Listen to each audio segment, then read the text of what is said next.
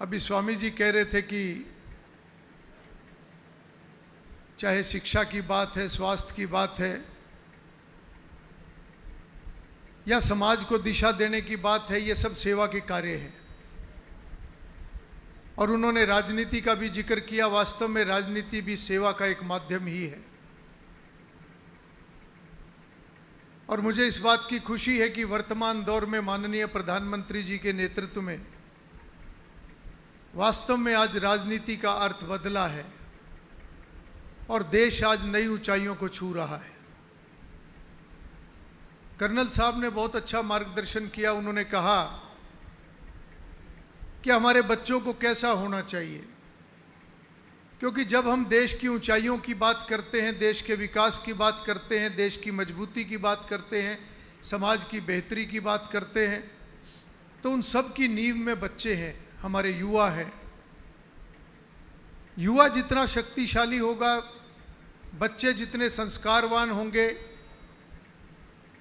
जितने परिश्रमी होंगे, संस्कारी होंगे, संस्कृति से जुड़े हुए होंगे, तो निश्चित रूप से वो जीवन में एक अच्छे इंसान बनकर राष्ट्र के लिए भी, समाज के लिए भी एक अच्छा कार्य करेंगे। और मुझे लगता है कि जैसे कर्नल साहब ने कहा कि बच्चों को शारीरिक रूप से भी मजबूत होना चाहिए, मानसिक रूप से भी मजबूत होना चाहिए, उनके अंदर संस्कार भी होने चाहिए और वो बच्चे एक अच्छे इंसान बने। मुझे लगता है कि समाज के जितने बड़े लोग हैं, ये जिम्मेवारी हम सब की सामूहिक रूप से बनती है कि बच्चों की परवरिश कैसी हो, बच्चों को हम कैसा वातावरण दें, बच्चों को हम किस प्रकार से जीवन में सकारात्मक रूप से पुरुषार्थी बनकर सही दिशा में सकारात्मक सोच के साथ, संयमित सोच के साथ वो जीवन में आगे बढ़े, किस प्रकार से हम इन बच्चों को तैयार करें, ये हम सबकी जिम्मेवारी बनती है। और ये सही है,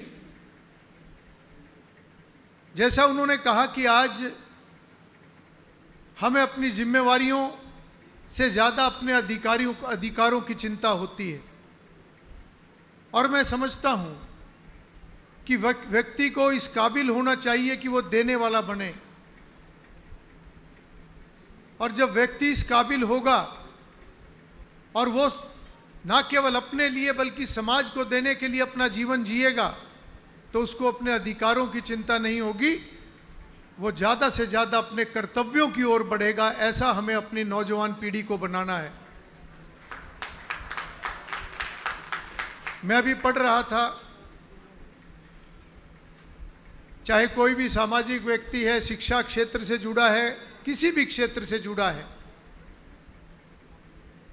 मेरे सामने जो 3 लाइनें हम सबके सामने, जिसमें लिखा है, जो बलवान होकर निर्बलों की रक्षा करता है वही मनुष्य कहता है, और जो स्वार्थवश होकर पर हानि मात्र करता रहता है वो पशुओं का बड़ा भाई।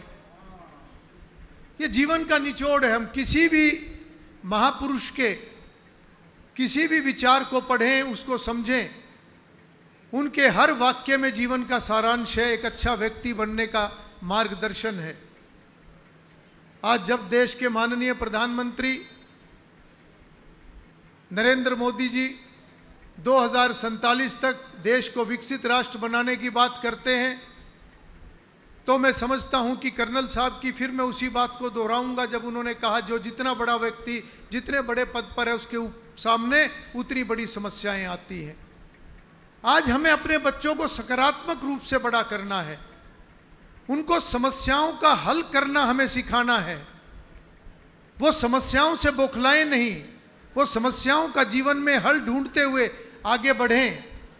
क्योंकि प्रधानमंत्री जी ने जो संकल्प लिया है, हम सबको उस संकल्प के साथ जुड़कर इस देश को आगे बढ़ाना है।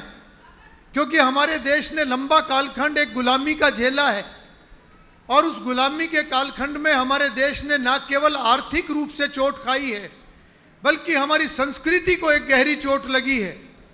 आज के वर्तमान दौर में मैं समझता हूं कि देश उन ऊंचाइयों को तभी छू पाएगा जब वो संस्कृति के साथ जुड़कर हम आगे बढ़ेंगे, क्योंकि संस्कृति हमारी जड़ है और किसी भी वृक्ष की जड़ अगर मजबूत होगी वो कितना भी बड़ा हो सकता है, कभी डगमगाएगा नहीं। किसी भी भवन की फाउंडेशन अगर मजबूत होगी उसको कितना भी ऊंचाई पर ले जाओ वो कभी भी बिल्डिंग जो है वो खराब नहीं होगी, वो गिरेगी नहीं। इस प्रकार से जब हम इस बातों का आकलन करते हैं तो हमारा ध्यान हमारे बच्चों की तरफ जाता है, हमारी युवा पीढ़ी की तरफ जाता है, जिनको आज हमें नशे से भी बचाना है और संस्कृति के साथ भी जोड़ना है। आज हमारे बच्चों को यह चिंता होनी चाहिए कि हमारे बुजुर्गों ने जिस प्रकार का वातावरण हमें दिया, जो शुद्ध हवा और पर्यावरण हमें उन्होंने दिया, आज विकास के साथ साथ संतुलन बिठाकर हमें उस पर्यावरण को भी बचाना है। आज हर नागरिक के अंदर पर्यावरण को बचाने का वो भाव होना चाहिए। हम ज़्यादा से ज़्यादा पेड़ लगाएं ताकि हमारे बच्चों के लिए, जो हमारे बच्चे सामने बैठे हैं या जो गोद में बच्चे बैठे हैं, जब ये बड़े होंगे और हमारी कल्पना के अनुसार अगर ये बहुत ऊंचाइयों पर जाएंगे मगर अगर उनको अच्छा वातावरण नहीं मिला, अच्छा पर्यावरण नहीं मिला, तो वो तरक्की उनके काम नहीं आएगी। आज इस सोच के साथ हमें जीवन में आगे बढ़ना है। हर व्यक्ति अपनी तरक्की के लिए सोचता है, अपने परिवार की तरक्की के लिए सोचता है, परंतु मेरी तरक्की से समाज पीछे ना रह जाए, मेरी तरक्की के कारण से राष्ट्र पीछे ना रह जाए, वो हमारी सोच होनी चाहिए। ऐसा मेरा कर्म होना चाहिए कि मैं आगे बढ़ूं परंतु मेरे आगे बढ़ने से समाज को भी लाभ हो, राष्ट्र को भी लाभ हो। इस प्रकार के संस्कार हमें अपने बच्चों और युवाओं के अंदर देने की आज जरूरत है। अंत में अपनी बात को ज्यादा लंबा ना करते हुए केवल इतना ही कहूंगा कि आज इस प्रकार के गुरुकुल या इस प्रकार की पाठशालाएं, इस प्रकार के स्कूल जो हमें इस दिशा में आगे बढ़ाते हैं, वो निश्चित रूप से राष्ट्र निर्माण में सहयोग कर रहे हैं।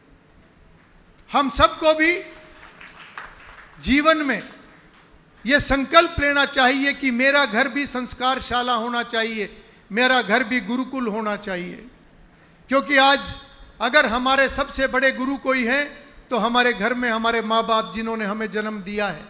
और मैं इस बात को बड़े फख्र के साथ कहता हूँ कि आज मैंने कितनी भी मेहनत की हो, आज अगर मैं इस पद के ऊपर हूँ, इस स्थान पर हूँ, तो अपने माता पिता की तपस्या और उनकी सीख के कारण से हूँ, जिन्होंने ये सिखाया है कि जीवन में कर्म करना है, मेहनत करनी है, गरीब की मदद करनी है, केवल जीवन अपने लिए नहीं जीना।